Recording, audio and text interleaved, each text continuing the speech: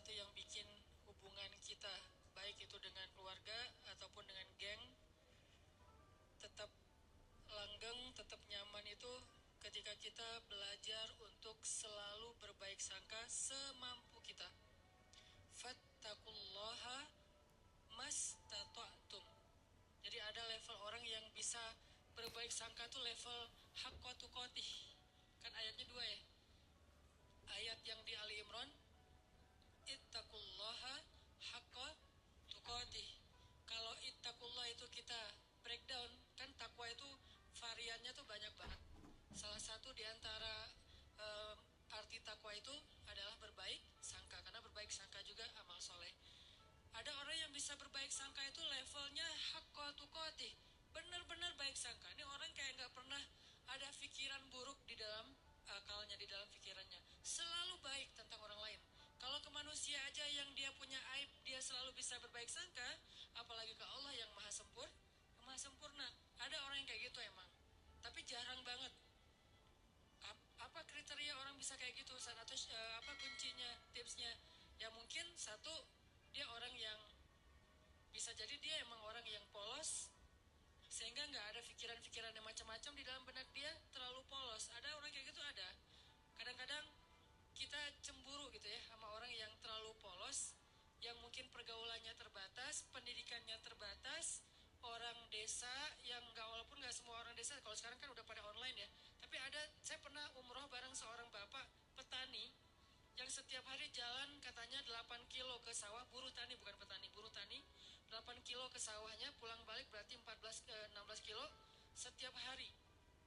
Dan ketika berangkat umroh, itu orang yang lain kadang-kadang namanya orang dari satu grup ya, ada aja masalah, kayak masalah di dalam kamar. Misalnya kayak satu grup kita ngambil yang kuat 4 orang, ada yang nggak senang AC-nya dingin lah, ada yang nggak bisa tidur kalau lampunya nyala lah, yang lain harus nyala, yang satu nggak bisa nyala, ada yang kalau di kamar mandi paling lama sendiri, jadi pada ngantri, ada aja masalah. Tapi ini orang nggak pernah ada masalah. Ke orang lain tuh dia nggak pernah baper, nggak pernah bete, nggak pernah marah, nggak pernah ngomongin yang enggak, nyaman banget, kayaknya hidupnya tuh anteng, nggak ada masalah. Kenapa bisa kayak gitu? Mungkin bukan karena dia orang yang selalu mampu berbaik sangka. Allah menganugerahi dia kepolosan sehingga nggak bisa berburuk sangka.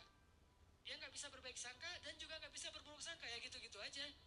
Dalam satu kondisi kadang orang kayak gini lebih bahagia daripada kita yang complicated ya. Satu sisi kita kalau berbaik sangka itu luar biasa, tapi sisi lain kalau udah was-wasah, berburuk sangka juga bisa rumit banget. Tapi ada orang yang biasa-biasa aja. Sehingga pas lagi umroh tuh saya ngelihat bapak ini kayaknya di antara satu jemaah umroh termasuk saya, dia nih yang paling mabrur ibadahnya. Kenapa? Jangan lihat mabrurnya ibadah itu atau solehnya seseorang itu dari yang tadi sunnah doang. Kadang-kadang ada orang yang ibadahnya tuh bagus banget malam hari, tapi siangnya habis. Makanya Nabi nyebutnya dengan istilah apa? Muflis, orang yang bangkrut. Bukan orang miskin, orang bangkrut. Karena kalau orang miskin nggak mungkin bangkrut kan? Apa yang mau dibangkrutin, karena nggak ada yang lebih misalnya kan. Orang bangkrut itu orang kaya tapi jatuh miskin, itu namanya orang bangkrut. Muflis bahasa hadisnya. Siapa orang yang bangkrut kata Nabi? Kata sahabat, orang yang kehilangan uangnya ya Rasul, orang yang kehilangan ontanya ya Rasul, orang yang kehilangan hartanya ya Rasul. Kata Nabi, bukan itu, ada yang lebih parah. Siapa? Orang yang kehilangan pahalanya. Dia datang di hari akhirat dia datang di hari akhirat masuk dalam komunitas. Nanti di padang mahsyar kan banyak komunitas tuh. Ada komunitas ahli tahajud, ada komunitas ahli sedekah, ada komunitas ahli sholat berjamaah, ada komunitas menjaga pandangan, ada komunitas yang jomblo fisabilillah. Dia wafat dalam keadaan sendiri tapi nggak pernah berbuat dosa-dosa yang kayak gitu-gituan. Artinya kan jomblo fisabilillah banget ya. Makanya sampai ada hadis 7 komunitas yang di padang mahsyar dapat treatment Allah, yaitu naungan kan. Satu komunitas yang isinya semuanya pemimpin yang adil. Presiden dari zaman Khulafaur Rasyidin sampai nanti munculnya Dajjal, tapi semuanya orang-orang adil nih. Ada yang kenal, yang kita kenal namanya, ada yang kita nggak kenal namanya, bahkan ceritanya. Tapi ada di antara manusia. Mulai dari level tertinggi yaitu pemimpin negara, sampai level terendah yaitu pemimpin keluarga. Ini ada komunitasnya.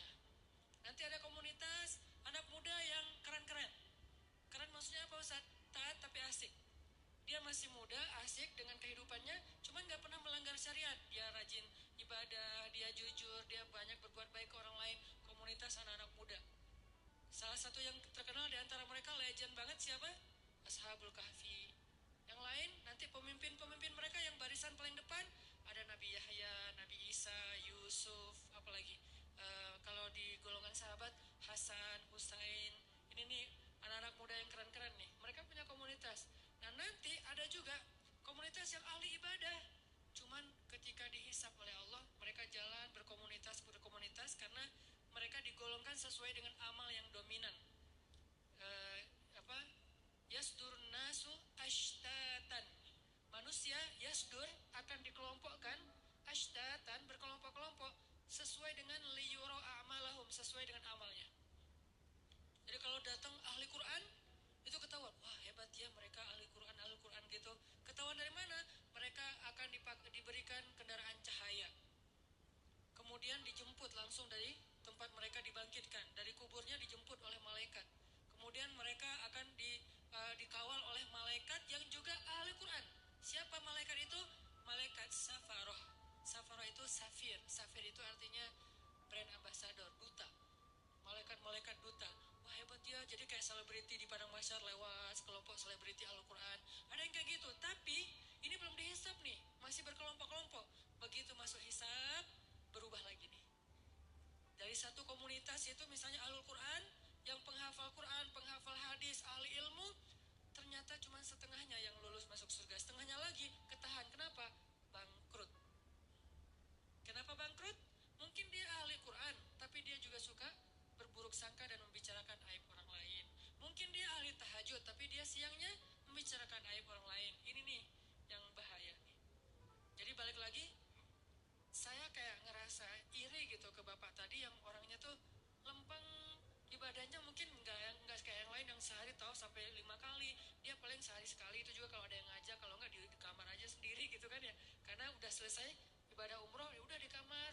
Kenapa dia nggak ke masjid? Apa kurang soleh? Bukan, nggak tahu jalan.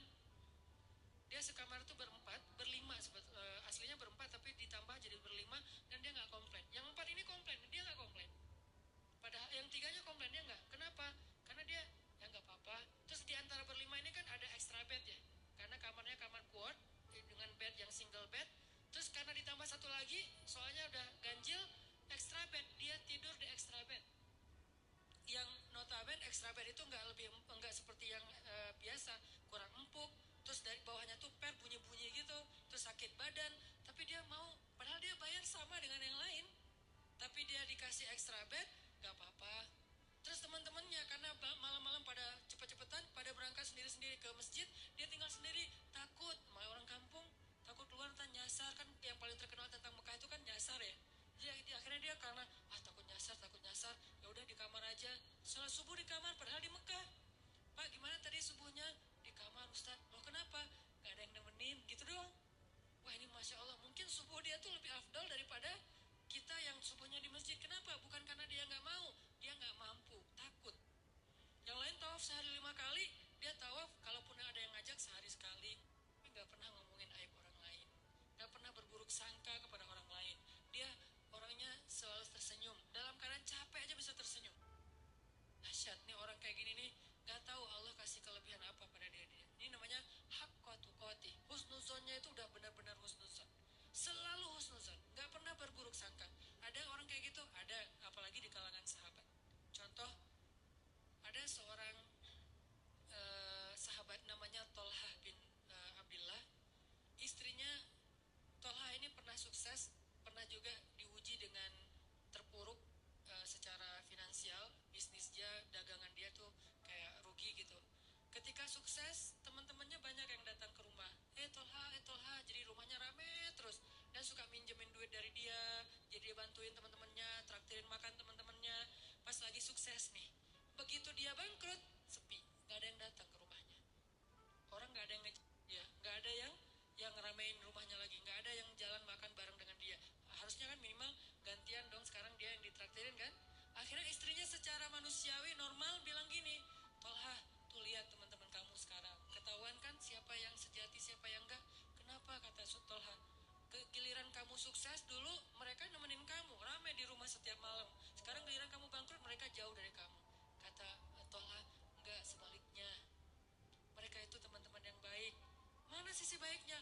Dulu ketika aku banyak uang, mereka datang meminta tolong kepada aku karena mereka tahu aku mampu menolong mereka. Sekarang ketika aku bangkrut gak punya uang, mereka gak datang lagi karena gak mau merepotkan aku. Lihat sisi, selalu ada sisi husnuzon. Ini orang kok bisa kayak gini gitu. Sekarang mereka nggak datang lagi ke rumah aku karena nggak mau ngerepotin aku, takut daripada saya minta pinjam uang ke Tolha tapi Tolha jadi nggak enak hati karena nggak bisa nolongin, kasihan, ya udah deh nggak usah datang ke rumah Tolha. Itu yang dipikirin. Coba kalau kita, kayaknya kita kayak istrinya lah ya, normal kan ya, dan itu nggak salah. Cuman ada orang yang keren, bisa hakko tuqatih, sehingga ayatnya ittaqullaha hakko tuqatih. Kalau kalian mau beramal soleh yang pol, coba. Ada orang yang bisa kayak gitu. Siapa lagi yang bisa husnuzon? Uh, istrinya, istrinya Abu Ayyub. Ketika terjadi fitnah, berita hoax tentang Aisyah selingkuh dengan Sofwan. Istrinya Abu Ayyub pulang ke rumah terus nanya ke istrinya, "Mah, udah dengar berita yang lagi trending topik gak?" Gitu. "Oh, tentang Aisyah, ya. Gimana menurut mama?" Kata istrinya Abu Ayyub, "Ya Abu Ayyub, gimana menurut engkau kalau ada yang membuat berita aku selingkuh?" Kata Abu Ayyub, "Ma'azallah, gak mungkin saya percaya. Karena saya tahu mama orangnya soleha, baik, menjaga diri, gak mungkin macam-macam. Kalau sebaliknya, ada orang yang mengatakan engkau hai Abu Ayyub selingkuh, mungkin gak?" "Ma'azallah, gak mungkin saya selingkuh. Kan saya suami setia sama kamu." Gitu-gitu kan ya. "Terus saya gak mungkin selingkuh, gak mungkin berpaling ke yang lain mah. Demi Allah gitu." Eh, apa kata istrinya Abu Ayyub, "Wahai Abu Ayyub, sesungguhnya Aisyah lebih soleha dari aku. Kalau aku nggak mungkin, Aisyah lebih nggak mungkin lagi. Sesungguhnya Sofwan lebih soleh dari kamu. Kalau kamu aja nggak mungkin, apalagi Sofwan." Ini juga berbaik sangka. Dia selalu melihat angle yang bisa buat dia tuh berbaik sangka sama orang lain. Dia cari, dia ulik tuh, gimana ya cara berbaik sangka, gimana ya cara berbaik sangka. Kan itu harus dicari juga ya, nggak bisa pasrah gitu aja. Karena kalau kita pasrah doang kan yuwaswis, yang banyak itu kan waswasa setannya nih, yuwaswis sufi sudurinas. Ternyata dia benar, ternyata dia gitu, ternyata dia nggak seperti yang kamu pikirkan. Ini tuh banyak banget, sehingga kita harus melawannya dengan cari-cari celah. Mana ya sisi baiknya ya, mana sisi baiknya ya. Kalau nggak ada, minimal kalau nggak bisa sama sekali, Allahu a'lam. Saya nggak mau komen deh, saya nggak mau berprasangka apapun deh. Ya udah deh, saya diem aja. Nah, ini menunjukkan bahwa ada orang yang hakko tuqati. Ada juga yang nggak bisa hakko tuqati. Maka Allah berfirman di dalam surat At-Taghabun kalau nggak salah, fattaqullaha mastata'tum. Kalau kalian nggak bisa berbaik sangka total, semua kasus berbaik sangka nggak bisa, minimal mastata'tum, usahakanlah semampu kalian. Ini Al-Quran. Indahnya Al-Quran tuh kayak gitu, balance. Cuman kadang-kadang kan kita ngambil satu ayat menyimpulkan, padahal ayat itu saling mengutuhkan, saling menjelaskan bayinat antara satu dengan yang lain. Kalau nggak bisa semuanya berbaik sangka, jangan sampai juga kita akhirnya nyerah. Kayaknya susah banget dia berbaik sangka, udah deh kita biasa-biasa aja. Jangan